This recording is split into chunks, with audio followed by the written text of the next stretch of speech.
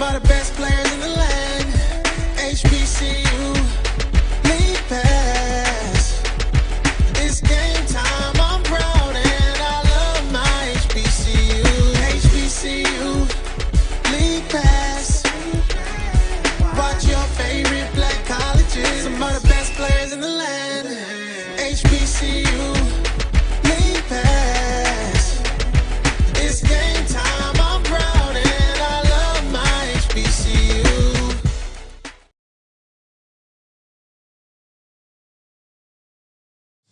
If you're looking for quality seafood with friendly service, then the Fish Shack is the place for you. We're fast, fresh, and convenient, and ready to serve you today. You can order online and come in, or pick up your food curbside. We have outdoor seating as well. Need something to cool your taste buds?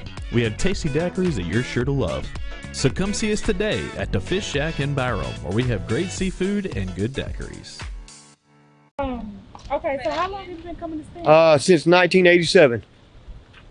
I've forever loved Stan's Burgers because the people, they're real people. They help the community and their family own and operate. And the food, the quality, and service has always been phenomenal.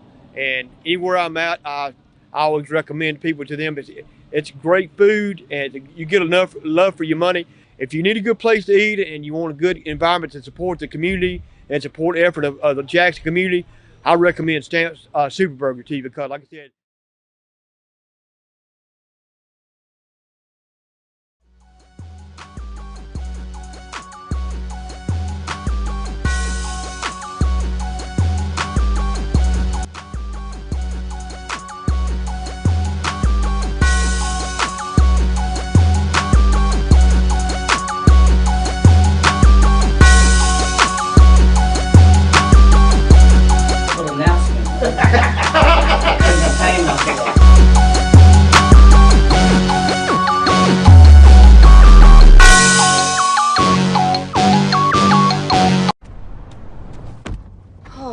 That spin class was brutal. Well, you can try using the Buick's massaging seat. Ooh, yeah, that's nice.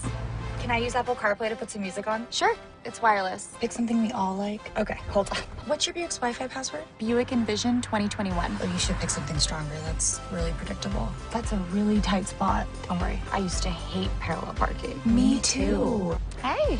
Really outdid yourself. Yes, we did. The all-new Buick Envision, an SUV built around you, all of you. I'm returning to Clinton Parish, and Tampa's my community. I grew up here, went to school here, and my wife and I make our home here. What makes Tampa special are its people. So when I represent someone injured in my community, it's personal. Call my office and speak to a real lawyer and not some referral service. I will fight the insurance companies to get the settlement that you deserve. At the law office of Clinton Parish, we take the pain out of being hurt.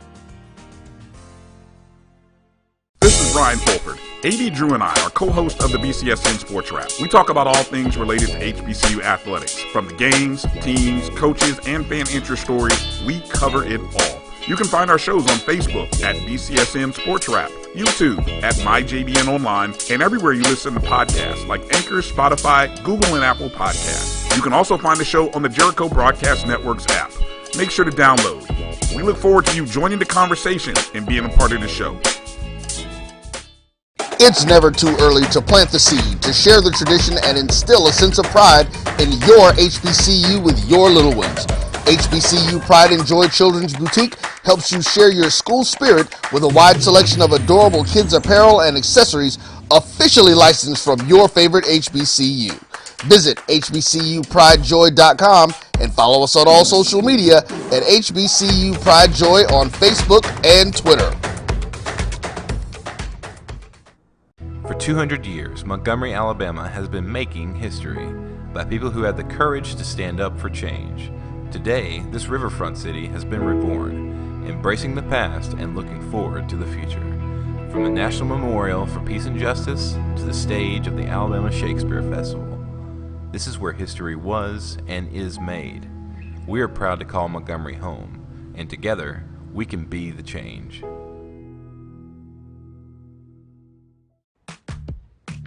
Nope.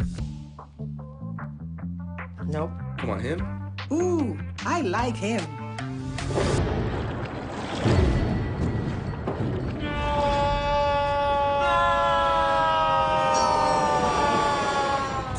quicker picker-upper. Bounty picks up messages quicker, and each sheet is 2 times more absorbent, so you can use less. He's an 8. He's a 9. Bounty, the quicker picker-upper. Maureen is safe.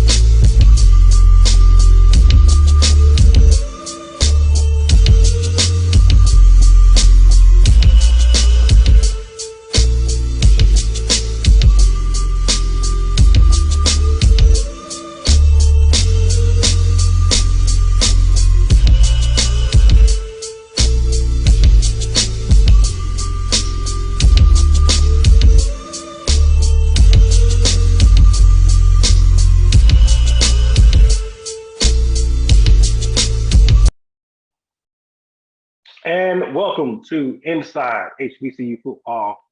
I'm your host, BJ Jones. We got a lot to talk about tonight.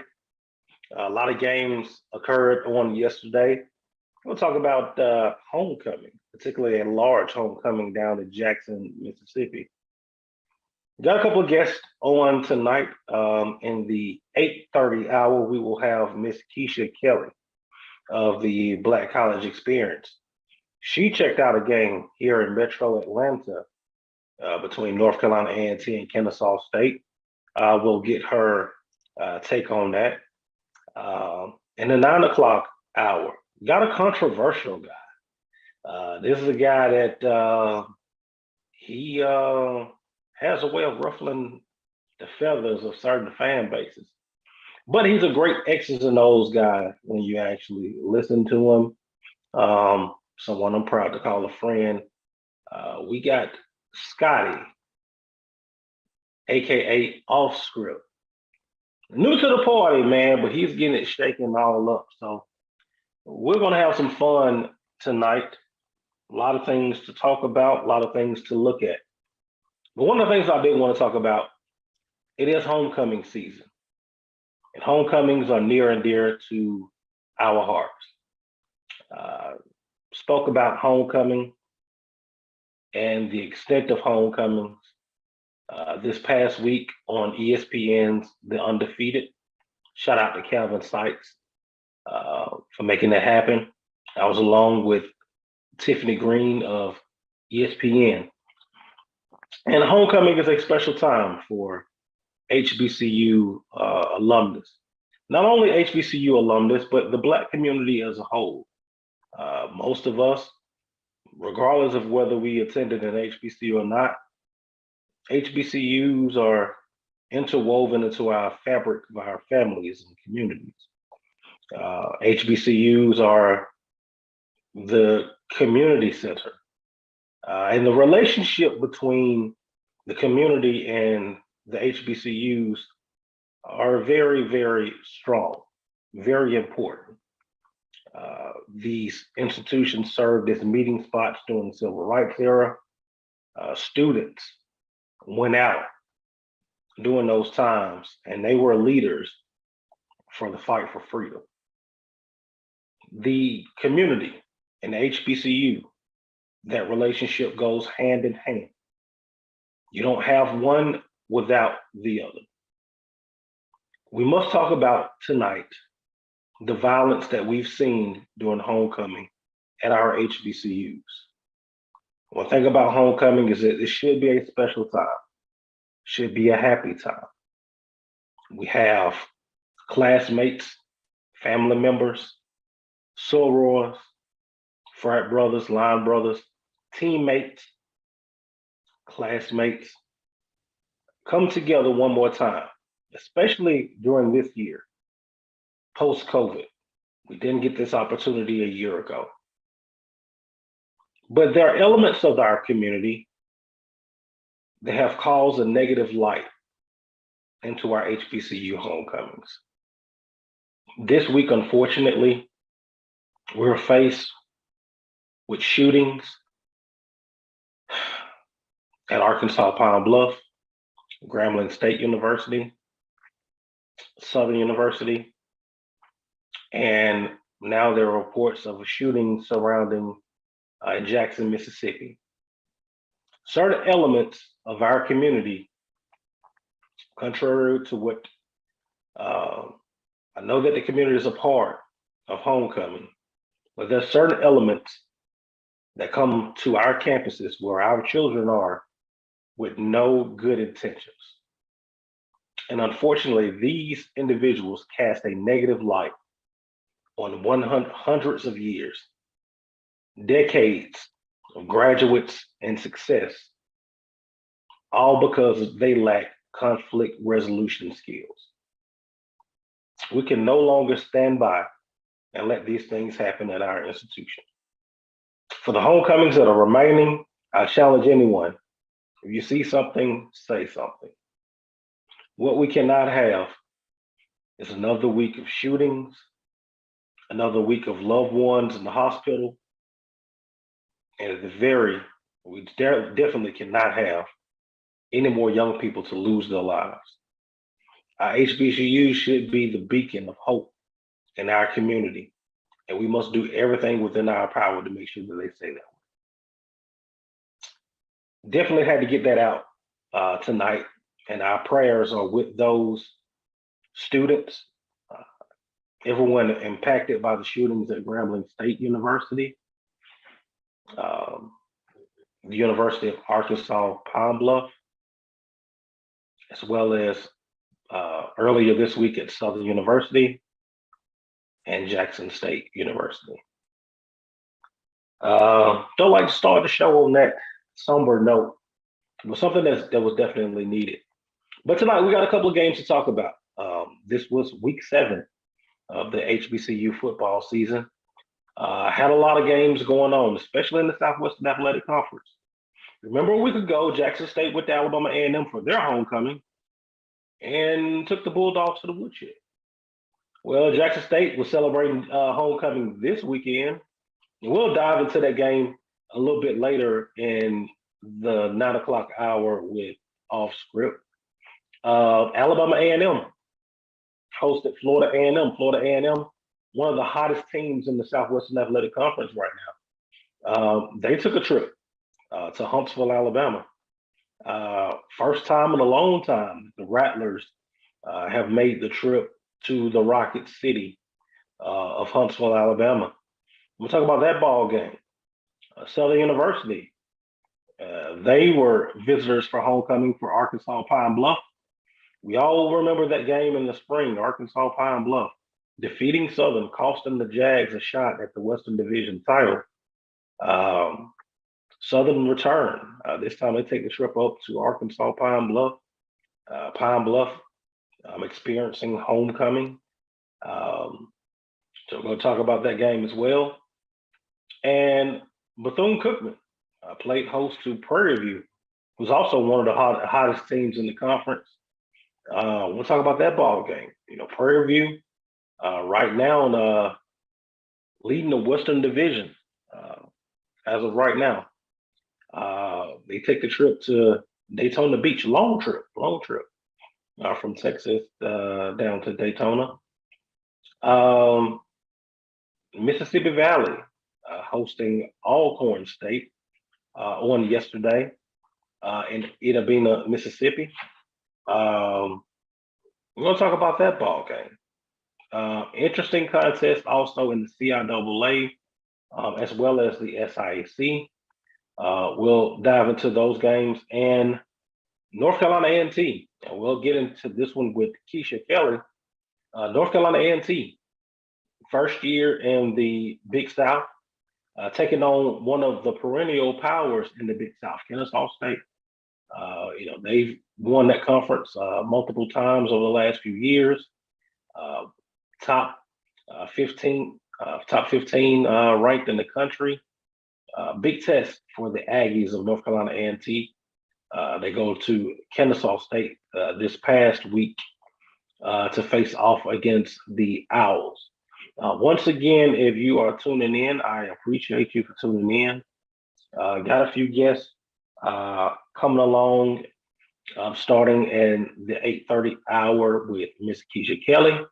And then we're going to really get into X's and O's with Scotty, aka Off Script. Tell a friend that Inside Black College football is on. We are going, we're live right now.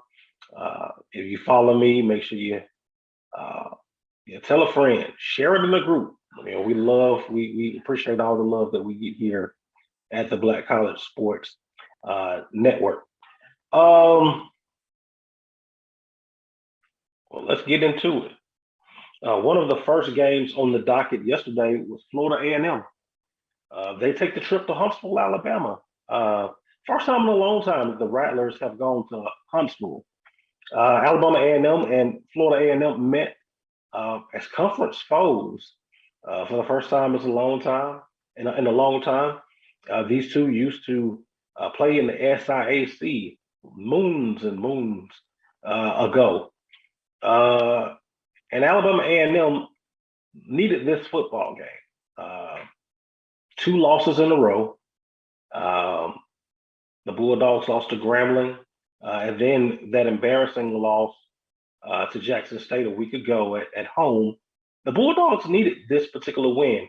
You don't want to slide, especially 3-game losing streak in the conference pretty much dooms you as far as championship contention. And then you want to give your fans something to be excited about. We know the critique of the Alabama A&M football team. The critiques are the offensive line, the defensive line, the defense as a whole. If there's a negative side of this Alabama A&M football team, it's the lack of physicality. And defensively, the Bulldogs just have not been good. But starting off this ball game on yesterday, surprisingly, Alabama A&M caused a few 3-and-outs, which is rare.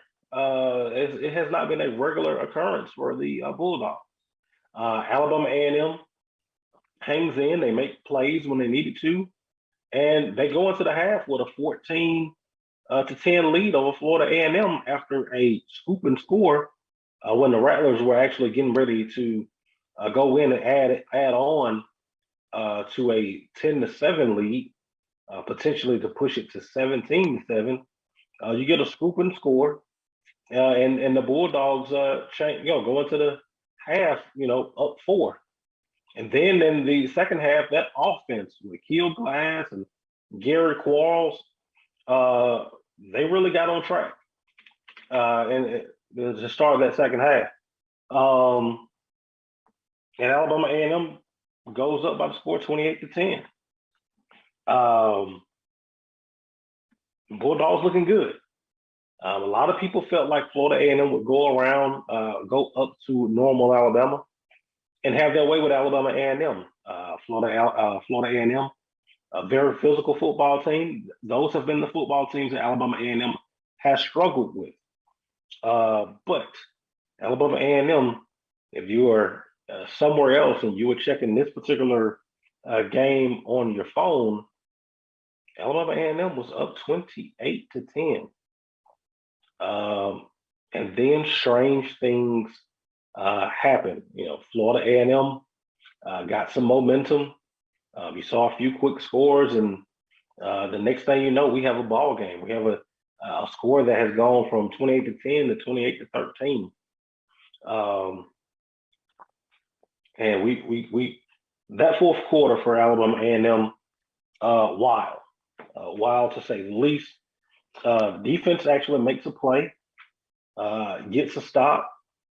Alabama A&M punts the football, pins Florida A&M on the 20-yard line, and Bishop Bonnet, young man who had an amazing day on yesterday, Bishop Bonnet actually goes for an 80-yard touchdown and pretty much seals it for Florida A&M.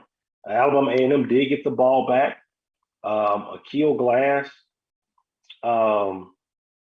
throws an interception. His league leading. He's right now leading the conference in interceptions. That was his seventh of the year. And Alabama A&M falls for the third week in a row. Good thing about Alabama A&M, they have a bye week. You have a and bye week, and then you get prepared for a Magic City Classic. So that's one of the positives for Alabama A&M. Looking at this particular ball game with Alabama A&M and Florida A&M. Let's see. Let me get the stats pulled up for yesterday. Alabama A&M defensively, they played better. We talked about the 3 and outs that they were able to force. Ryan McKay, quarterback for Florida A&M, did not play his best game, particularly in the first half. He found a way in the second half. He made the plays that he needed to make. But his biggest friend was that Florida A&M run game with Bishop Bonnet and Jennings in the backfield. Also, there was a few amazing catches in that game. One touchdown catch in particular that actually made the ESPN highlights. So sometimes it's better to be lucky than good. Florida A&M with this win, it keeps them in striking distance of Jackson State. Now, the Rattlers need for a lot of things to go right to get in position to represent the Eastern Division of the Southwestern Athletic Conference.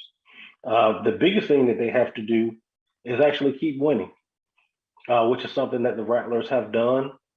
They gave up more points yesterday than this football team has given up in the past. FAMU was one of the top rated defenses in the conference, not only in the conference but in the country as well. Yesterday, Alabama A&M was able to rack up some points, not so much from a yardage standpoint, but really from a point standpoint.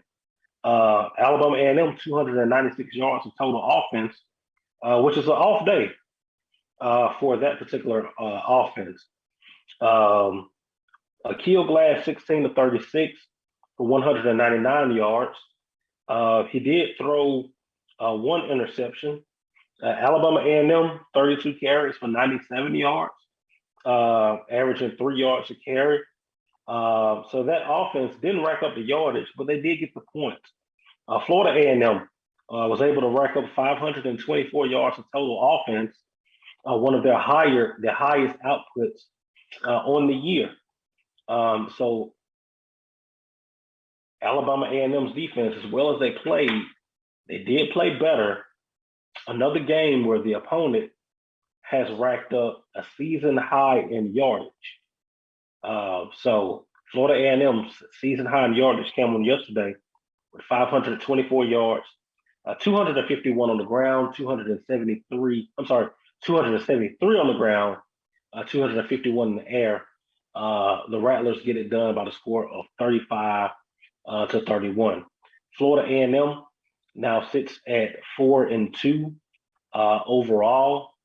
They have one loss in the conference. That loss was to Jackson State at the Orange Blossom Classic by the score of 7 to 6. The Rattlers looking pretty good. Looking pretty good. The biggest thing for them is actually to keep winning. And you kind of hope for some chaos. One thing about this conference, you'll get chaos. So your Florida A&M, you got to hope for a little bit of that. Alabama A&M takes the week off. They'll get prepared for the Magic City Classic, and Alabama State will come calling on next week. And if you're Florida A&M, another road trip in the Southwestern Athletic Conference. This one takes them to the Mississippi Valley to face off against the Delta Devils of Mississippi Valley State. And they played an interesting game on yesterday. The Delta Devils faced off against Alcorn State. Interesting ball game yesterday. Alcorn wins it by the score of 24-12. But if you tune in late in that ball game, that score was a 17-12 when Mississippi Valley with an opportunity to go down and get a score to take the lead. To Alcorn's credit, that defense stepped up when they needed to. And the defense actually played well all game. They limited Mississippi Valley to 212 yards of total offense and only 11 first downs. Felix Harper, efficient, 15 to 25 for 145 yards. He was efficient, but still not getting those downfield throws and completions that we're accustomed to seeing Felix Harper get. Didn't throw any interceptions yesterday, which is big. Alcorn got it done on the ground, 208 yards rushing on 51 carries. Mississippi Valley did a lot of their damage on the ground with 142 yards on 36 carries, only 70 through the air for the Delta Devils of Mississippi Valley. Alcorn, at the end of the day, they got it done. 21 first downs for Alcorn, only 11 for Mississippi Valley. That Alcorn defense, we talk about solid defenses in the conference. Alcorn, when we're hitting on all cylinders, they're one of the best. So give Alcorn some credit there. Nico Duffy quietly is having one of the best seasons in the conference as far as a running back. Yesterday he had 18 carries for 138 yards, had a long of 23 yards and scored a touchdown. But it seemed like when Alcorn needed to move the chains, they could rely on number 5, Nico Duffy. He had an amazing game on yesterday. If you're Alcorn, you escape Mississippi Valley with a win. Shout out to Coach Vincent Dancy. This Mississippi Valley football team, a very scrappy group. You've seen them play Southern hard. They get the wins over North Carolina Central, get the win over Bethune-Cookman, and they put a little scare into Alcorn State on yesterday. The Delta Devils will get an opportunity to knock off another one of the SWAC Blue Bloods. This one, the new SWAC Blue Blood. They'll host Florida A&M on next week. Alcorn takes a little trip down to Houston to face off against Texas Southern.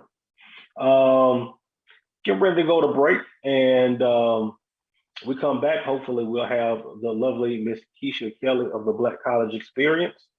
We're going to run the break, and we'll be right back. You make sure you stay tuned and keep it locked right there with the Inside HBCU Football. Maureen is saving big holiday shopping at Amazon. So now she's free to become Maureen the Merrier. Food is her love language, and she really loves her grandson. Like, really loves. Itchy, squirmy, scratchy, family not getting clean? Get Charmin Ultra Strong. Go get 'em. It just cleans better. With a diamond weave texture, your family can use less while still getting clean. Goodbye, itchy squirm. Hello, cream bottom. We all go. Why not enjoy the go with Charmin? Supermarket sushi, really? No. Wait, Troy, you work here? I'm never not working. Like Head & Shoulders Scalp Shield technology, up to 100% dandruff protection, even between washes. Never not working, huh? Oh, Troy, you're such a good teacher. Yeah, I know. Never not working. Never not working. Never, ever not working. Are you serious? Never not working. Dandruff protection that's never not working. Head & Shoulders Scalp Shield technology.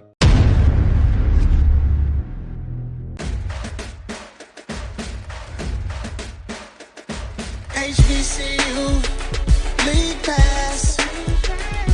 Watch your favorite black colleges. Some of the best players in the land. HBCU League Pass. It's game time. I'm proud and I love my HBCU. HBCU League Pass. Watch your favorite black colleges. Some of the best players in the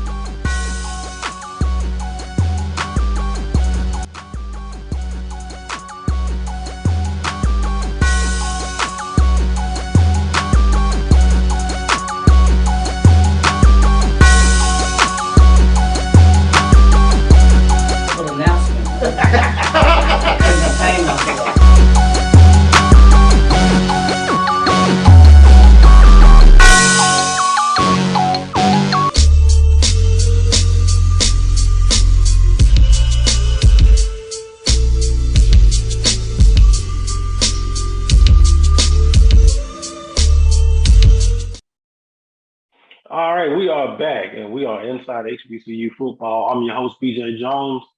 We'll have Keisha Keller momentarily. We'll jump back right into it. The games that we had on yesterday. Prairie View, A&M, one of the hotter teams in the conference. We talk about Jawan Pass and what he's been able to do at the quarterback position. Defensively, Prairie View looks a lot better. Dumas up front on the defensive line has just been downright unblockable. Prairie View goes on the road to face off against Bethune-Cookman. Bethune-Cookman, look, the Wildcats have had better days. 0-6 coming to this ball game, 0-3 in the conference. Not a lot to be happy about. You lose to Mississippi Valley on homecoming. That's not the way that you want to start the SWAC tenure. And then you have one of the hottest teams in the conference coming in with Prairie View A&M. So rough times in Daytona. But I tell you what, the Wildcats made it rough for Prairie View on yesterday. Prairie View gets it done by the score of 35-29, but this particular ball game was not. It wasn't a cakewalk at all for Prairie View. If you look at it statistically, Bethune-Cookman outgained Prairie View 498-422. They had the better time of possession. Even if you look at first downs, Bethune-Cookman 27, Prairie View 14. Bethune-Cookman did everything that they could to win this football game. And somehow, some way, Bethune-Cookman did everything they could to win this football game, but somehow, some way, Bethune-Cookman snatched defeat from the jaws of victory. And now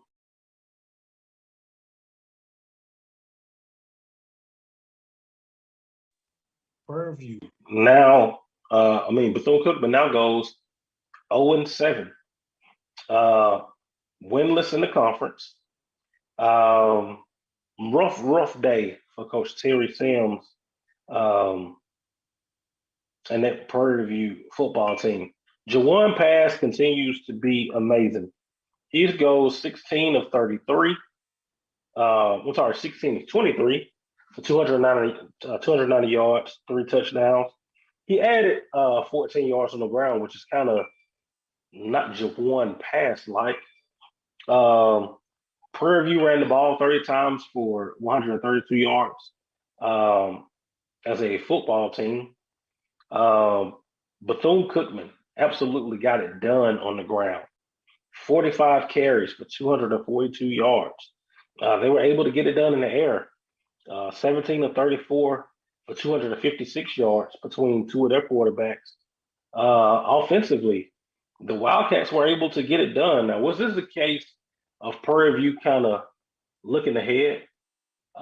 They have a huge contest this weekend. They got to go to Baton Rouge, places they have not won since 2015, to face off against a Southern football team that is hot, to say the least. It's going to be an interesting ball game. I see that I am now joined by my good friend Keisha Kelly, speaking of Southern and homecoming. Keisha Kelly of the Black College Experience. Keisha, how you doing?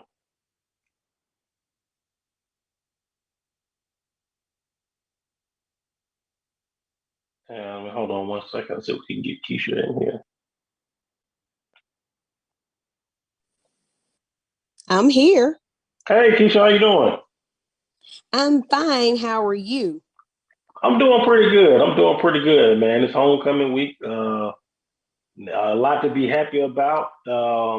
Speaking of homecoming week, before we get into homecoming week, you took in a ball game yesterday. North Carolina A&T going to Kennesaw State, one of the top rated programs in the country. The Aggies and the Owls. How was that game? You had to take it all in. How was that game on yesterday? How was the atmosphere with A&T coming in and it being homecoming actually at Kennesaw State? So, actually, BJ, I thought that game was going to be a little bit more aggressive than what it was. But honestly, Kennesaw, they pretty much did the same thing over and over and over again. All I heard was quarterback keep, third down. That's all we heard the whole game, And A&T, they brought their fans, they brought the crowd, but I mean, to be shut out 14-0. And the crazy thing is going into this is their first loss in the conference. So they went in, they were 2-0. And I think KSU didn't have any losses either. So of course they handed A&T that first loss. But again, they shut them out 14-0. And I didn't expect that to happen. And really it was 7-0 the whole first half. They didn't score that last touchdown until the fourth quarter. Yeah, I got a chance to watch a little bit of that game yesterday. Kennesaw State running that option. Yeah. It's they control the clock. A&T gets beat by the pass in the first half to set up that Listen, first. they control the clock very well. That seemed like the longest game I have sat through in a long time. And it's just, but even in that late, I'm gonna say late in the fourth quarter, when I think it was 4-1, I still believe that he got that 1 yard. I still believe they cheated A&T out of that 1 yard. I do, but it is what it is. Yeah, I saw that. That looked like a first down. Even the announcers were saying that, on the broadcast, it looked like a first down. And then it looked like a bad spot. I was shocked that Sam Washington actually didn't go in and challenge the spot at that right. particular. And that's what I was thinking. Why didn't he go in and challenge it? Yeah. But hey, 14-0 is so. A&T was in this ball game. Yeah, they were in this ball game. Really the entire game. 14 points. But talk about the A&T offense. They have had better days. It seemed like they couldn't get first downs or move the ball at all. They weren't moving, and that's the thing. They weren't moving the ball. I think that was their issue the whole time. They couldn't move the ball.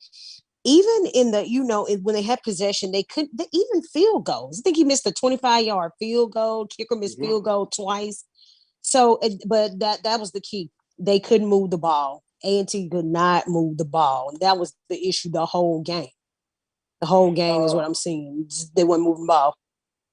And I know a lot of A&T people have really had this game circled on their calendar for obvious reasons. If you want to win the Big South, Kennesaw State and Monmouth are the two teams that you have to beat. Did you get an opportunity yesterday to talk to a few A&T fans, and how are they adjusting to the move to the Big South?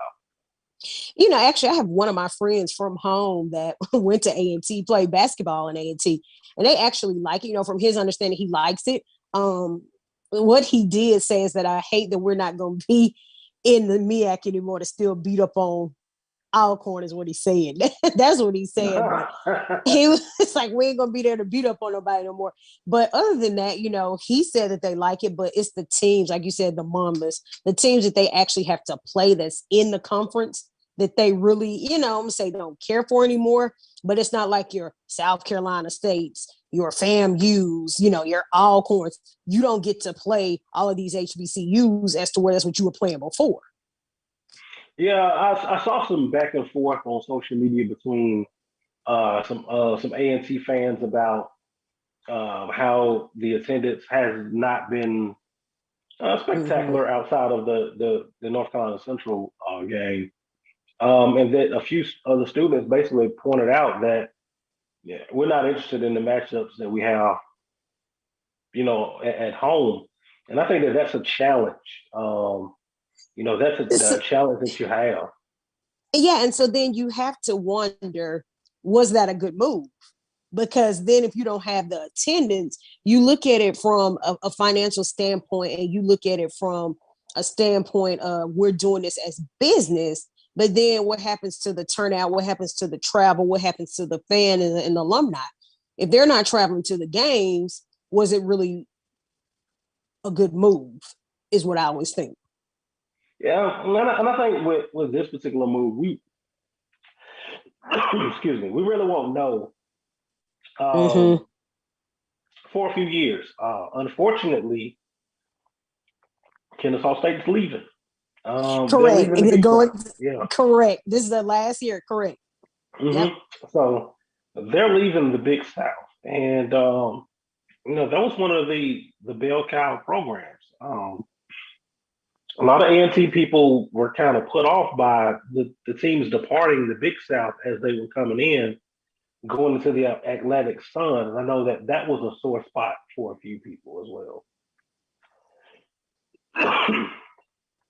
I don't know what Some I'm of you choking throw on, some but man, like need some water kind of get it out because it's like you're trying to, but it's still there. I see. Yeah, yeah. it's still there. It's still there. But overall, great experience at Kennesaw. It was. Now I'll tell you, I'm used to a higher press box. So when I walked in, and I'm short, BJ, I could see from the parking press box. I'm like, Okay. okay, well, it looks kind of low from where I'm standing.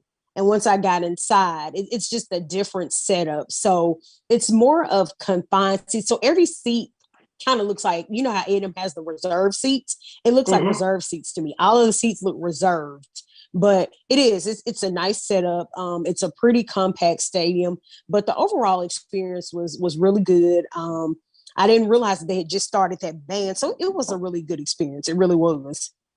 Nice, and it seems like, especially for homecoming, that was a win for Kennesaw. A&T, with the alumni base that they have in the Atlanta area, they knew that they were going to get a lot of Aggies in town. But that looked like, looking at it from everything, it looks like that was one of the larger crowds at Kennesaw in the history of Kennesaw State. Yeah, it was over 9,000 is what they were saying.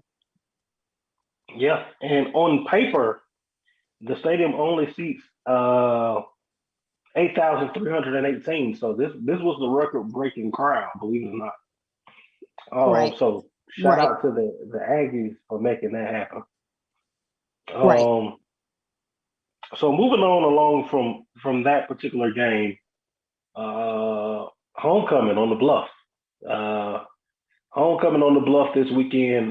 Before I got started tonight, I had to take a moment to talk about the unfortunate events at the homecomings at Grambling State and Arkansas Pine Bluff, and just really just hoping for the best moving forward. Negativity, we're going to pray against that, but homecoming. When I say homecoming, and that your alma mater, what does homecoming mean to Keisha Kelly? Did I lose Keisha? I think I lost Keisha. Yes, we did. All right. Well, sorry for the technical difficulties. I'm pretty sure we'll get Keisha back on here shortly. Let's see if we'll get her. That's one thing about doing things, man. And technology works great when it works. These cell phones and everything else, they are great when they work. Very interesting when they don't. So we'll give Keisha an opportunity to come back in. But going back into that Kennesaw State, North Carolina A&T ball game, Kennesaw State gets the win 14-0. A&T actually limited what Kennesaw State was able to do. Early on, the second half, Kennesaw State, that offense really got them rolling. North Carolina A&T kept them out of the end zone. 351 total yards for the Owls of Kennesaw State. They got a lot of that done on the ground, 222 yards on the ground, 129 yards through the air, which is a lot for Kennesaw State. They don't throw it much. Only threw it 13 times yesterday, completed 6 passes, and they were averaging 9.9 yards per reception. The biggest takeaway for this ball game is Kennesaw State defense and A&T's inability to move the football. North Carolina A&T only had 12 total first downs only 207 yards of total offense. A&T could not get it done on the ground. 23 carries for only 31 yards. That's 1.3 yards per carry. Through the air, Jalen Fowler, um, he had some opportunities. He had some shots, missed a couple of throws. There was some opportunities to pull the ball down to actually run for yardage, and he didn't. Um, 14 of 35 for 176 yards. The A&T offense, which is predicated on running the football, couldn't run the ball yesterday, and Jalen Fowler in that pass game was off. It'll be interesting to see what's next for the North Carolina A&T Aggies. Right now, here at midseason, they sit at 3-3. Only lost that one conference game, but the Aggies sit at 3-3, and I know they're upset with the disappointing loss at Furman, and now this loss to Kennesaw State. And we got Keisha Kelly back. Keisha's back.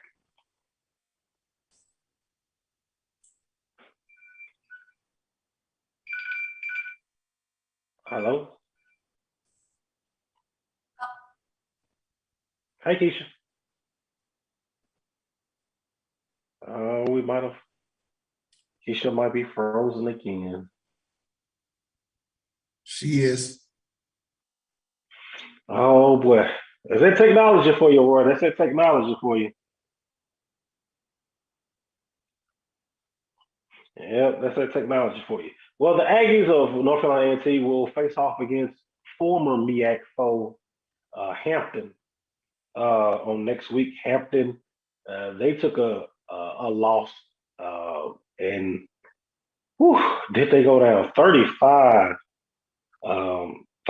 to 3 yesterday to Charleston Southern.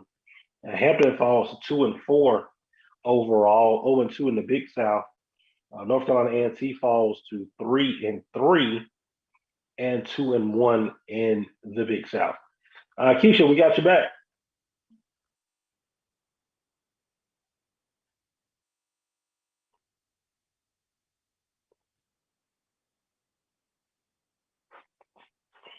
All right, we're looking to see if we got Keisha back to kind of talk about finish this up with homecoming.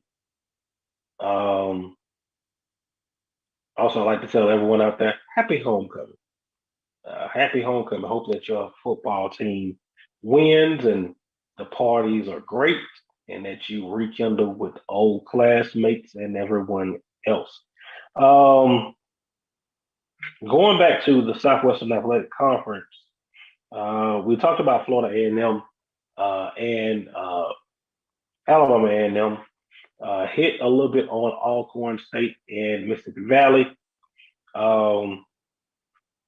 Big contest yesterday. Speaking of homecoming, Grambling State University hosted Texas Southern on yesterday. Texas Southern a week ago came off the big win against Southern University in Arlington, Texas. Some call it a controversial win, but we're just going to call it a win for Texas Southern. Texas Southern, Andrew Body, young freshman from Corpus Christi, Texas, has been looking hot.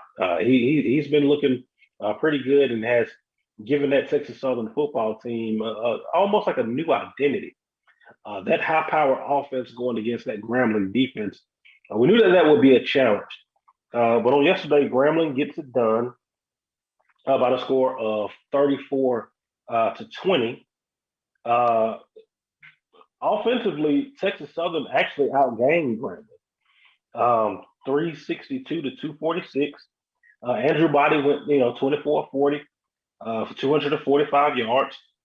Texas Southern was able to run the football for 117 yards. It was the penalty yardage for Texas Southern, which was the biggest difference. Get this one.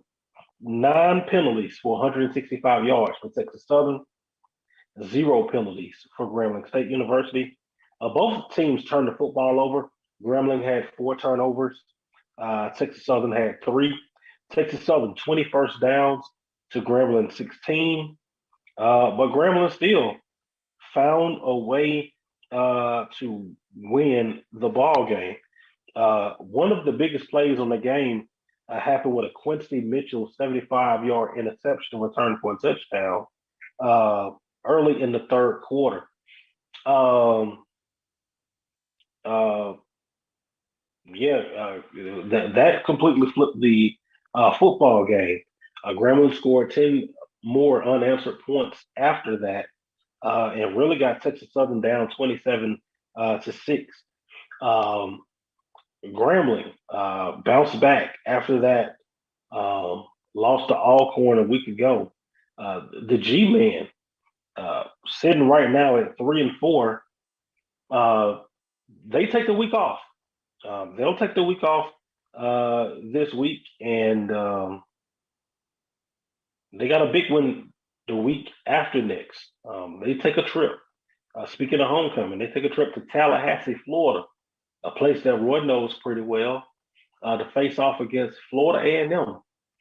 Florida A&M will enjoy their first homecoming as a member of the Southwestern Athletic Conference, um, and they will host the G-Men of Grambling.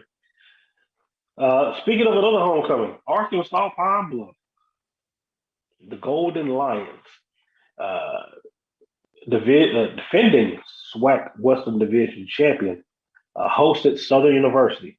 Remember this ball game in the spring. Arkansas Pine Bluff goes to Baton Rouge, Louisiana. They stunned Southern. All right. Southern has a great rest of the spring, but that game kept Southern out of the championship game. Arkansas Pine Bluff goes on to the championship game. Arkansas Pine Bluff predicting to finish fifth in the West. A lot of people shocked by that.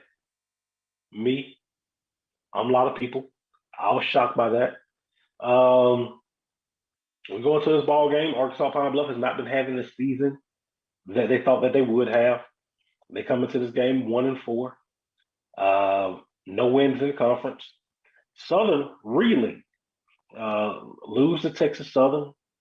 Have not played well really any this year, and we're keeping it a buck. But Southern comes out yesterday and they took the Golden Lions to the woodshed. Southern gets it done 34-7, but it was the way in which Southern was able to get it done against Arkansas Pine Bluff. Southern 373 yards of total offense, only 69 yards passing for Southern. 10 of 17 in the pass game. 10 of 17, 69 yards passing. Southern University, 304 yards on the ground, 8 yards per carry. The Jags were on in this particular ball game. Southern got it done early and often. They go into halftime up 21-0. They didn't look back. Arkansas Pine Bluff finally got on the board with a minute and 54 seconds left to go in the ball game. Southern gets it done. Southern defensively, offensively, even though they struggled in the pass game, they didn't have to pass. They were able to do everything they needed to do on the ground. Kobe Dillon, converted quarterback, first year with the program down at Southern, 14 carries, SWAC record, 267 yards, 3 touchdowns. That young man is getting it done. He's a converted quarterback. He's just learning the position of running back. The future is bright for that young man. Arkansas Pine Bluff falls to 1-4. I'm sorry, 1-5, 0-4 in the conference.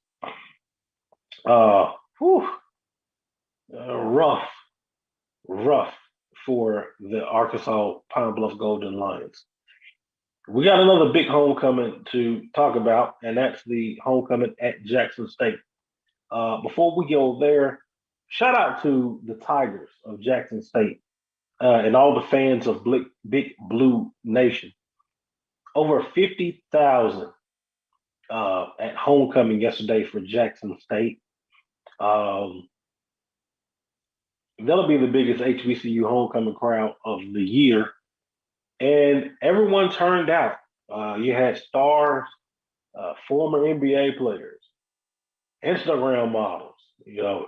Everybody who was somebody was in Jackson, Mississippi on yesterday. But shout out to the Tiger faithful. One thing I can say about that program, through ups and downs, they followed the Tigers. So shout out to Jackson State. That was a beautiful display that really caught the eyes of ESPN and a lot of other publications. Jackson State yesterday with Ole Miss playing Alabama at home had the largest college football crowd in the state of Mississippi on yesterday, edging out Alabama visiting Mississippi State.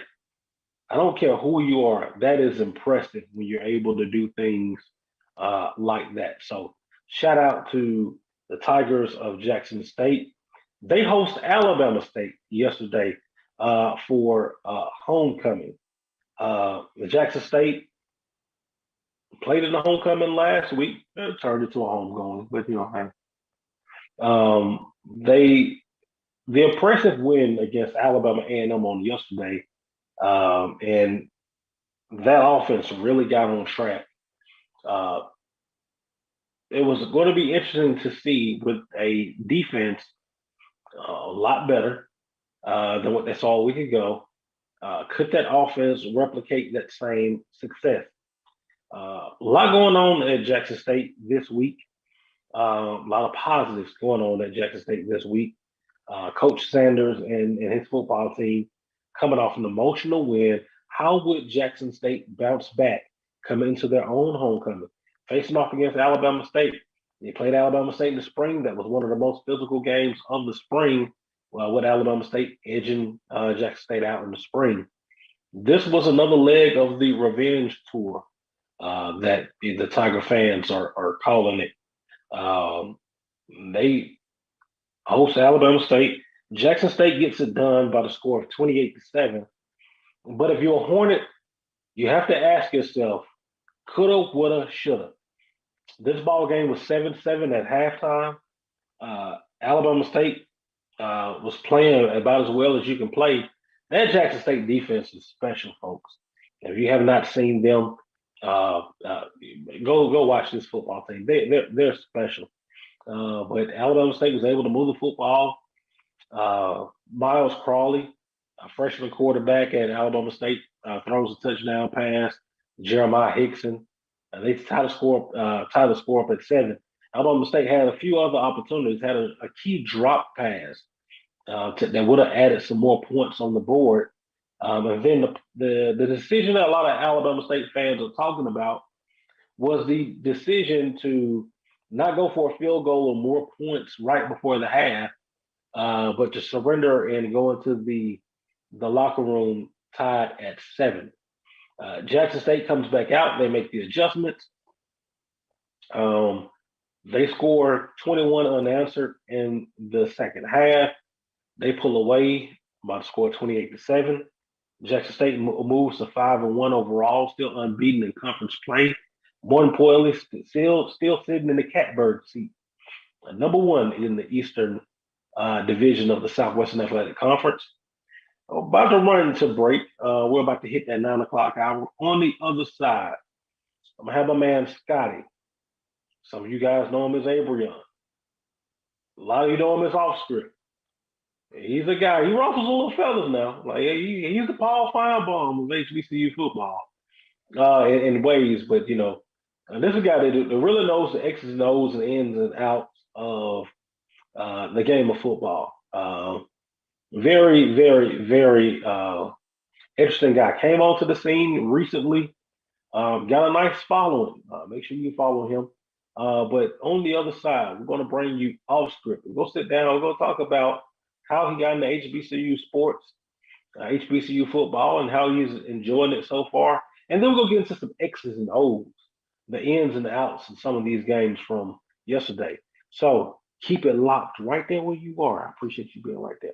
Keep it locked right there where you are. When you come back, we'll have a man Off Script.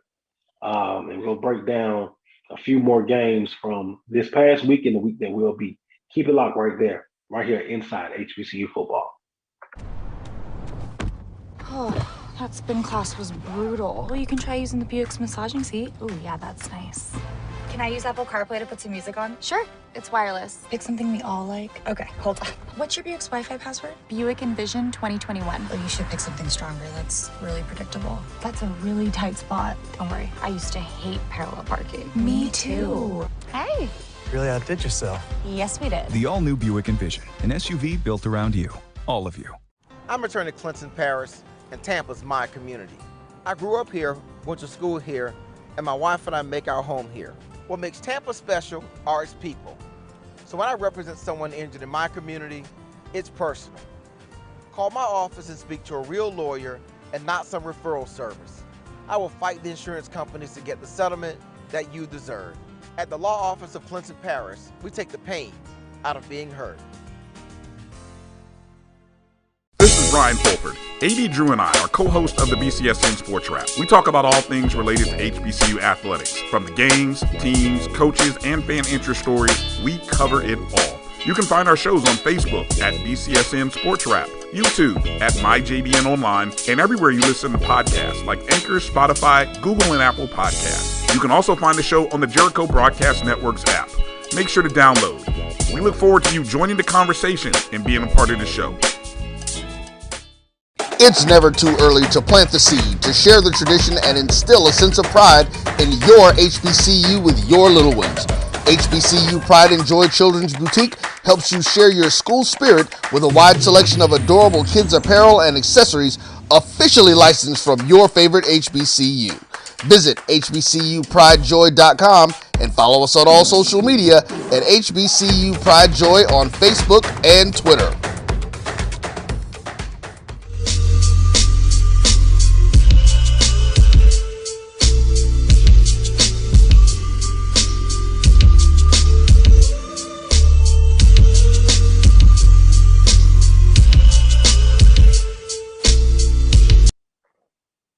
All right, man, we are back. We are right here inside HBCU football. I'm your man, BJ Jones. Coming off the break, man, we got a man that'll be in momentarily. My man, Abrion Scott. A lot of y'all know him as Scotty. A lot of you guys know him as Off Script. This guy, hey, you either like him or you don't. He's ruffled some feathers. Ruffle. Since coming into the Southwestern Athletic Conference, he's a guy that comes from the outside, no ties to any SWAC school. Just really recently got into HBCU football, but does a great job with the X's and O's. Knows the game inside and out. He'll be the first to tell you he's still learning the HBCU landscape, learning about the SWAC. But an entertaining guy nonetheless. We'll have Off Script coming up here shortly, Scotty. But we were talking about Jackson State and Alabama State. The way that Jackson State won that football game on yesterday, I don't think that people give enough credit to Shedeur Sanders. He's efficient. And yesterday he was very efficient. 17 of 29, 201 yards, 0 interceptions, and he did throw a touchdown pass. He makes a smart throw. He doesn't take a lot of chances if he doesn't have to. Makes smart throws. And it's very impressive when you see a young freshman that's that efficient with the football team, with the football. Shedeur Sanders' completion percentage is up over 70%. That's impressive as a freshman. He doesn't take a lot of risks. Doesn't take too many risks. He's not going to do anything that's going to hurt that football team. Jackson State has one of the best defenses in the nation. Not only the SWAC, but the nation. When you have a defense like that, he's the perfect complement to him. I'm not going to turn it over. If we can't get it, we'll punt it. We'll make it a little easier for you guys. But Shedeur Sanders. Also, Santee Marshall yesterday, 24 carries for 96 yards and a touchdown. Jackson State actually ran the ball 38 times as a team for 149 yards. They go over the century mark for the second week in a row as far as on the ground. Miles Crawley from Alabama State, young freshman from here in Metro Atlanta, Tucker High School. He went 9 of 26 for 117 yards and a touchdown. There were some key drops during that football game. One of them would have added points, and a few others. Miles Crawley has some opportunities that if he links up with some receivers, these go for some big games. One thing that I saw on yesterday, this Jackson State defense, the way that they play, the quarterback has to throw a perfect ball, and your receivers have to be able to make catches under duress. If you can't make contested catches against this Jackson State defense, then it's gonna be a long day for you. Ezra Gray, we know what that young man can do. 14 carries for 27 yards. His longest run for the day was 6 yards. And that Dark Day defense was doing the work. Keith Corbin, receiver for Jackson State, 7 receptions, 113 yards, and a touchdown. And the touchdown that he got, man, it was a beauty. It was one of the best plays that you're going to see all year, with Shador Sanders getting away from pressure, making a stiff arm, and then throwing one on the rope to the back of the end zone to Keith Corbin. The Tigers, right now, you're sitting at 5-1, and number one in the Eastern Division of the Southwestern Athletic Conference. They're sitting pretty. A lot of people talk about, this football team and what Deion Sanders, brings not only to this football team, but to HBCU football. But the Tigers, they're getting the job done. Amongst all that talk and everything else, they're actually getting the job done. Jackson State, we go in, we look at the standings in the Southwestern Athletic Conference. Jackson State currently leads the SWAC Eastern Division with their record of 5-1 overall. They're currently sitting with a perfect, unblemished conference record, which is exactly where you want to be sitting. Right behind Jackson State is Florida A&M. Florida A&M, that one blemish in the conference. First game of the year, Jackson State, the Orange Blossom Classic. Man, if you Florida A&M, you wish you can have that ball game back. I wouldn't actually mind seeing that one again, some kind of way. But Florida A&M sits right behind Jackson State. They're 4-2 overall, 2-1 in the conference. Right behind Florida A&M in the 3 spot is Alabama State. The Hornets are 2-2 in the conference, 3-3 overall. Mississippi Valley actually sits in the 4 spot in the Eastern Division, 1-2 in conference, 2-4 overall. They're sitting at number 4 in the Eastern Division. Alabama A&M, spring champions. A lot of people predicted Alabama A&M to defend their title and go either host a SWAC championship game or definitely play in it. But the Bulldogs are currently 1-3 in conference, 3-3 overall. They currently sit in the 5th spot in the Eastern Division. Bethune-Cookman, 0-4 in conference play, 0-7 overall, and they round out the bottom spot in the Eastern Division. In the West, things are about to get really interesting and kind of tricky over in the Western Division. Prairie View, 4-0 in conference, 5-1 overall. They sit in the number 1 spot in the Eastern Division. Right behind them, Alcorn State, 3-0 in conference. The biggest thing about Alcorn, 3-0. They might not be winning the way that they would like, but 3-0 in conference, 4-2 overall. Alcorn currently sitting in second place in the Western Division. Southern University sits at 2-1 in the third spot in the Western Division, 2-1 in conference, 3-3 overall. The biggest thing over the next couple of weeks, Southern, Alcorn, Prairie View will all meet each other. It will all shake out. Prairie View goes to Southern this upcoming week, homecoming on the Bluff, and then Southern will face Alcorn State next week. And if that wasn't good enough, Prairie View travels to Lorman, Mississippi, November 13th. Oh man, the West is going to work its way out.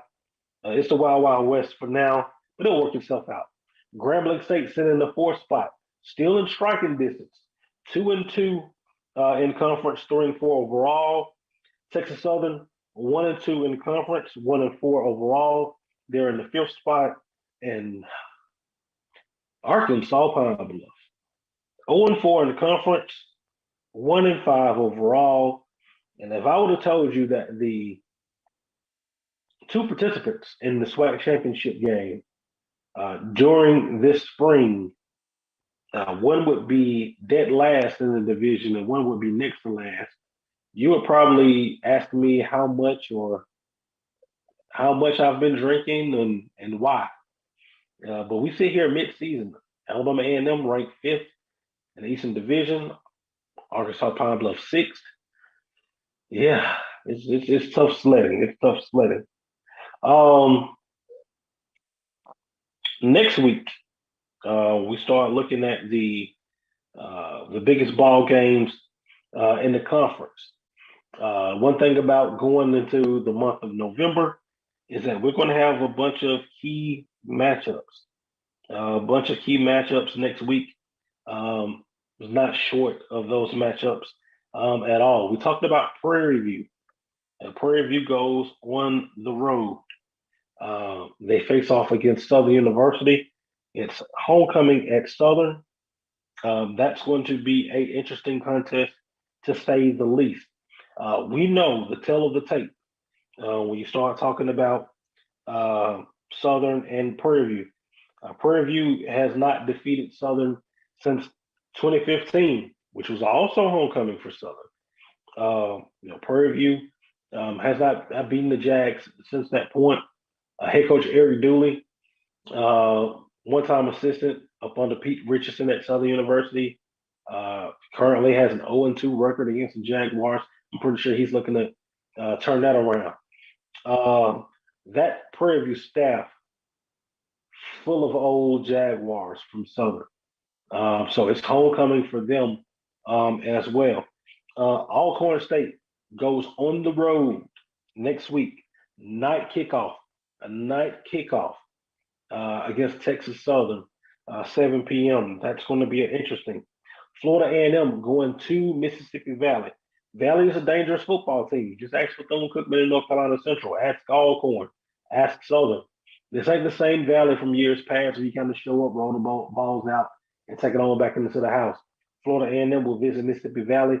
That game will be a 3 p.m. Central kick. Bethune-Cookman at Jackson State.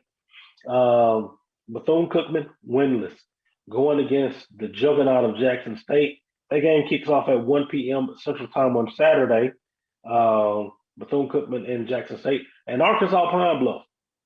We talked about them 1-5 on the year, and now here come the Hogs calling. Yes, the Hogs are calling.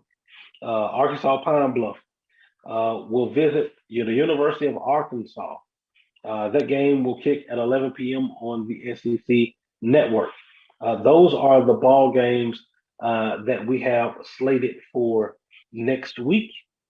Also, in the Mid-Eastern Athletic Conference, we finally got some conference games going on there in the MEAC on yesterday. Morgan State visited South Carolina State. The Bulldogs predicted to win the Mid-Eastern Athletic Conference. Season started off a little rough. It started off a little rough. But the Bulldogs actually got it done on yesterday against Morgan State. Uh, South Carolina State, it was the way in which they got it done. Um, Defensively, they played about as solid as you can play, limiting Morgan State through the air as well as on the ground. Um, the Bulldogs got it done on yesterday, limiting Morgan State. Morgan State barely cracked the 100-yard total offense mark on yesterday when facing off against South Carolina State. Jacoby Durant from South Carolina State continues to show you why he's one of the best defensive backs in the country, especially when we start talking about the FCS division. He played a well of a game on yesterday. South Carolina State actually got it done by the score of 37-14. Um, Fields at quarterback for South Carolina State, 19 of 44 for 258 yards, threw 3 touchdowns, but did throw the 2 interceptions. Outside of the turnover bug, uh, South Carolina State was good. South Carolina State actually got 7 takeaways yesterday from Morgan State.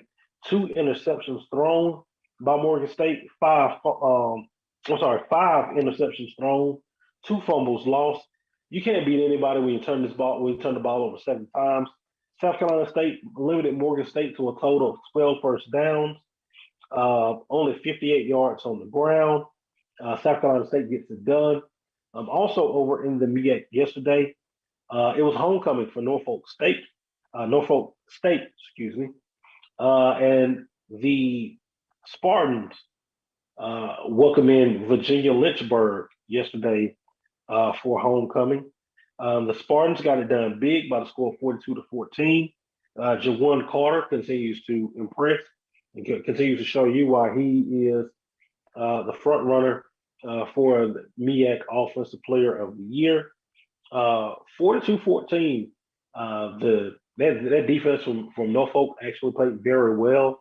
Coach Odoms and the guys really rotated a lot of guys in offensively and defensively. Next week it'll be a little bit more tough sledding for Norfolk State. They'll face off against Howard. Howard was off this particular week. North Carolina Central will actually host Morgan State on next week, and South Carolina State has an interesting contest with Delaware State. With the Mid-Eastern Athletic Conference, we're really getting into conference play. So the standings, they're about to start to shake themselves out here shortly over in the MEAC.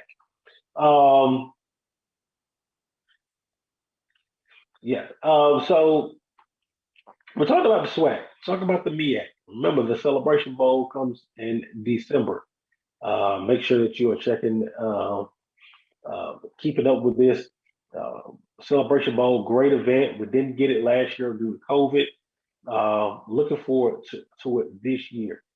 Before we get there, we have the SWAC championship game and so many other things. Trust me, I'm not trying to rush football season, people.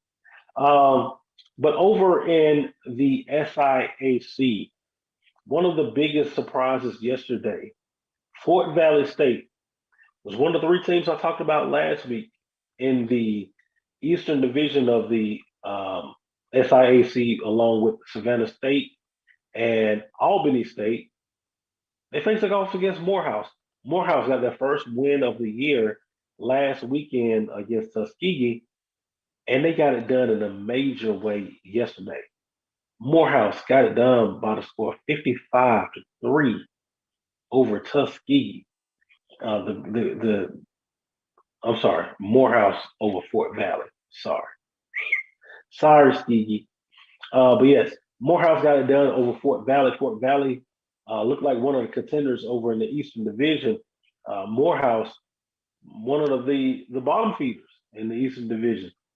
Yeah, news flash. Morehouse actually came to play on yesterday. They get it done over Fort Valley State. Savannah State keeps it rolling. They beat Clark Atlanta yesterday by the score of 49-14. That sets up a huge matchup In the SIAC Eastern Division, Savannah State, the Tigers, go on the road this weekend to face off against Albany State. Winner takes first place in the Eastern Division of the SIAC. That's going to be a good one, to say the least. Miles College goes to Lane yesterday and gets a win by the score of 24-21. That was a much needed win for the Golden Bears. They now move to 3-4 overall. They needed that. That was the division conference win. They needed that one. It's going to be interesting to see coming down the stretch in the SIAC West. We get a lot of attention to the East. Miles College, Lane, and Kentucky State. And don't count out Tuskegee. As bad as they've been playing, Tuskegee is going to be right there at the end. It's going to be a 4-team race coming on down to the wire over in the SIAC. I'm about to get ready to perhaps go into the probably one of my last breaks of the night. I want to go into a break. We're going to reach out and see where our guest is, Mr. Abrion Scott, aka Scotty, aka Off Script. Keep it locked right there where you are, and we'll be right back. For 200 years, Montgomery, Alabama has been making history by people who had the courage to stand up for change. Today, this riverfront city has been reborn, embracing the past and looking forward to the future. From the National Memorial for Peace and Justice to the stage of the Alabama Shakespeare Festival, this is where history was and is made. We are proud to call Montgomery home, and together, we can be the change.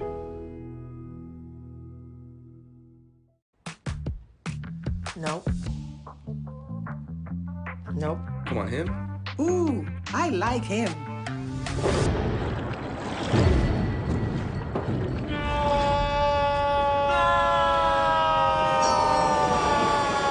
Quick, the quicker picker-upper. Bounty picks up messes quicker, and each sheet is 2 times more absorbent, so you can use less. He's an 8. He's a 9. Bounty, the quicker picker-upper. Maureen is saving big holiday shopping at Amazon, so now she's free to become Maureen the Merrier.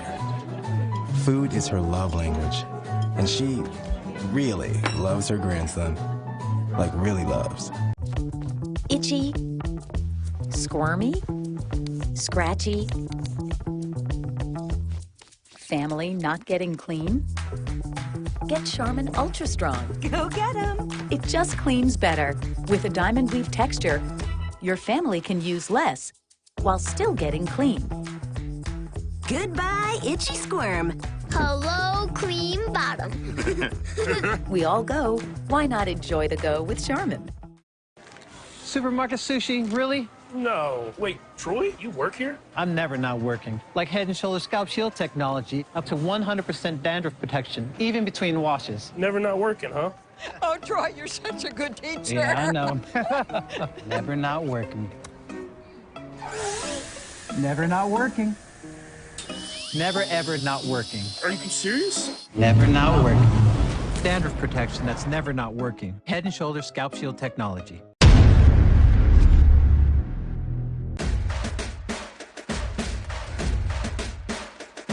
HBCU, League Pass.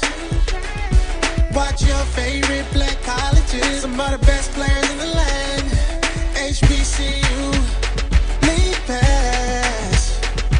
It's game time, I'm proud and I love my HBCU. HBCU, League Pass. Watch your favorite black colleges. Some of the best players in the land.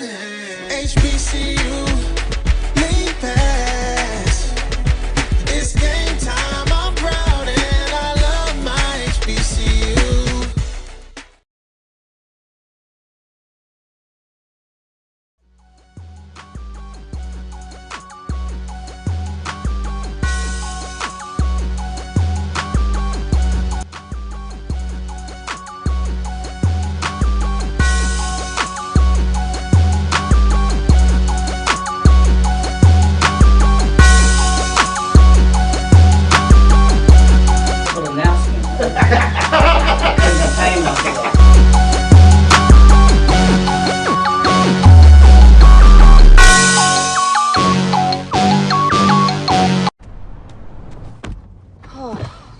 class was brutal. Well, you can try using the Buick's massaging seat. Ooh, yeah, that's nice. Can I use Apple CarPlay to put some music on? Sure, it's wireless. Pick something we all like. Okay, hold on. What's your Buick's Wi-Fi password? Buick Envision 2021. Oh, you should pick something stronger. That's really predictable. That's a really tight spot. Don't worry, I used to hate parallel parking. Me too. Hey. Really outdid yourself. Yes, we did. The all-new Buick Envision, an SUV built around you, all of you. I'm returning to Clinton Parish, and Tampa's my community.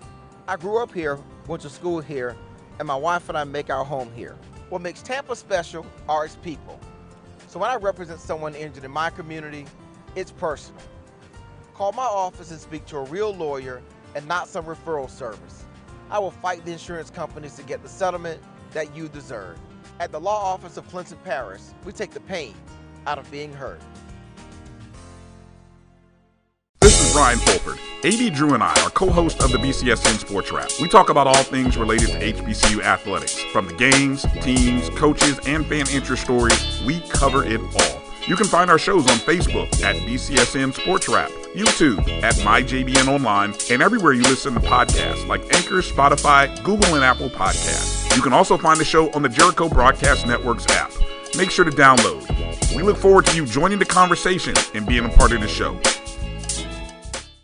It's never too early to plant the seed, to share the tradition, and instill a sense of pride in your HBCU with your little ones. HBCU Pride and Joy Children's Boutique helps you share your school spirit with a wide selection of adorable kids' apparel and accessories officially licensed from your favorite HBCU. Visit hbcupridejoy.com and follow us on all social media at HBCU Pride Joy on Facebook and Twitter.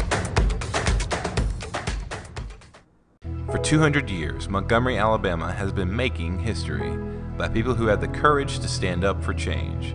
Today, this riverfront city has been reborn, embracing the past and looking forward to the future.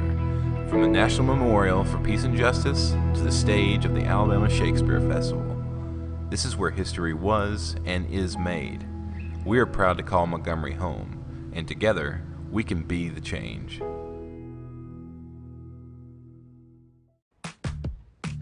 Nope. Nope. Come on, him? Ooh, I like him.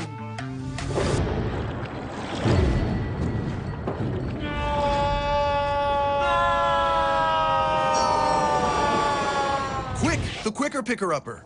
Bounty picks up messes quicker, and each sheet is 2 times more absorbent so you can use less. He's an 8. He's a 9. Bounty, the quicker picker-upper. Maureen is saving big holiday shopping at Amazon. So now she's free to become Maureen the Merrier. Food is her love language, and she really loves her grandson. Like really loves. Itchy.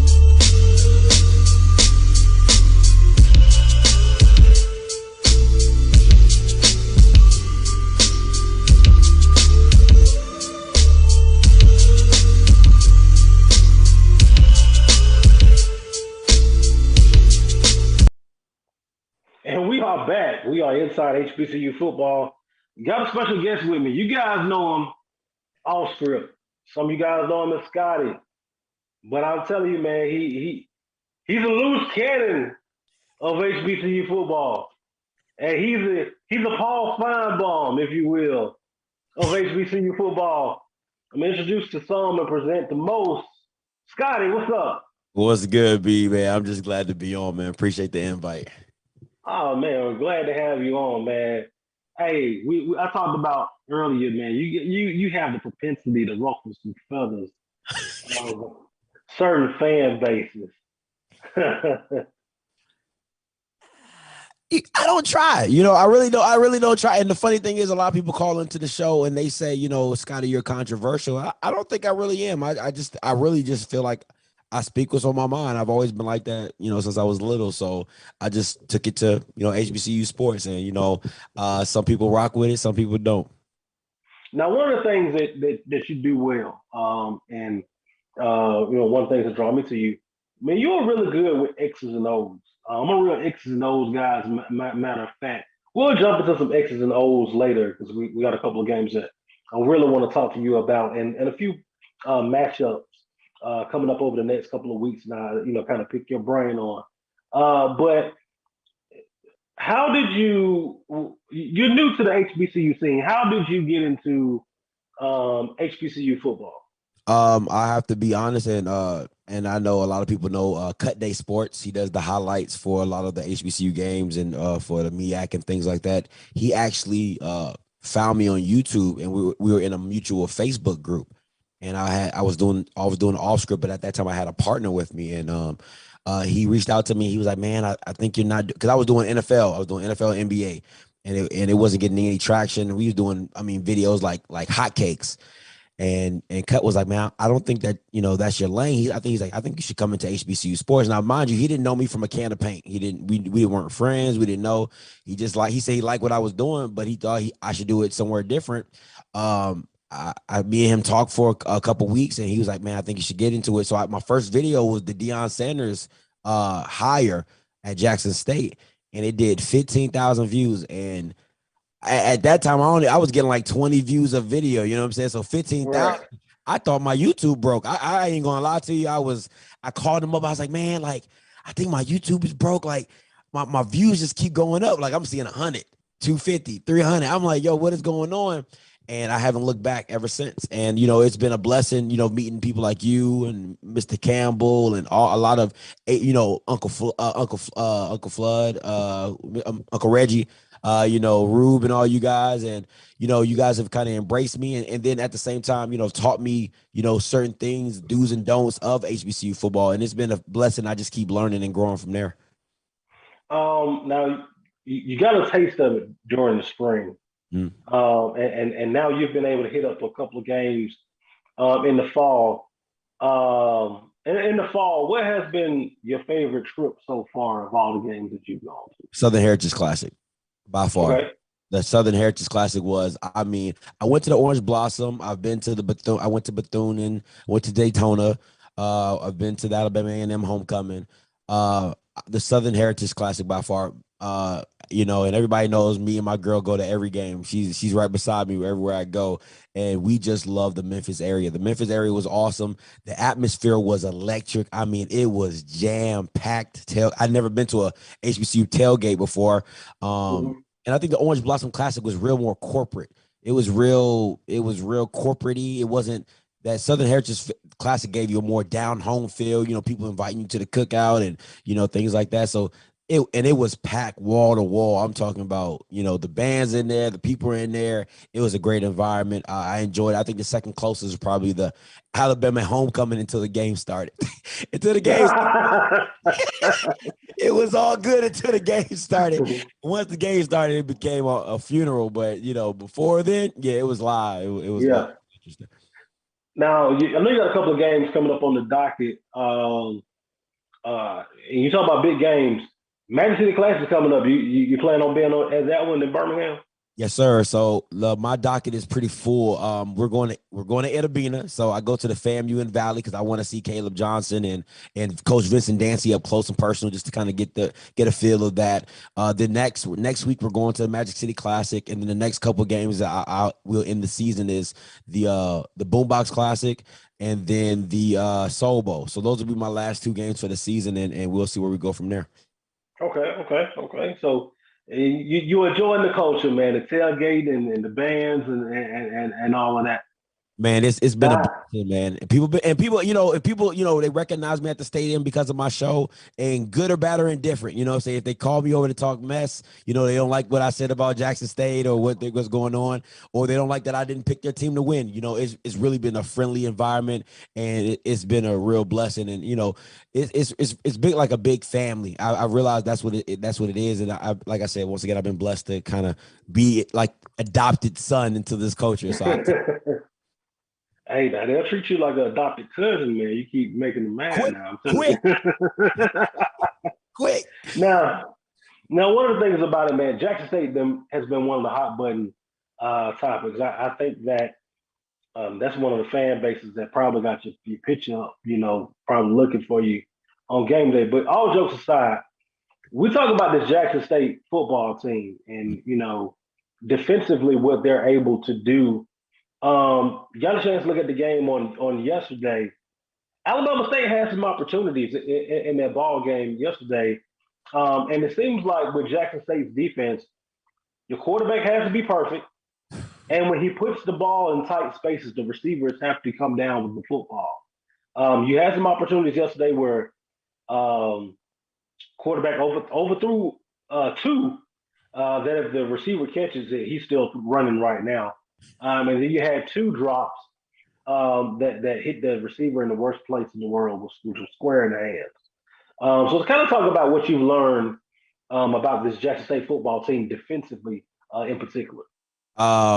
First I want to give a shout out to Miles Crawley. I mean, a freshman going into that to a Jackson State homecoming, them being the hottest team, like number 2 defense in the FCS, I believe, something crazy like that.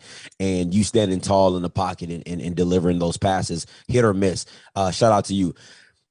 It's pretty much what you said, BJ. Like you can't afford the Jackson State defense is so locked in and so good, and they're so good that they make you have to play perfect football. You can't, unless you really believe your team is capable of moving them, you're good with the scheme, and you can handle the pressure up front.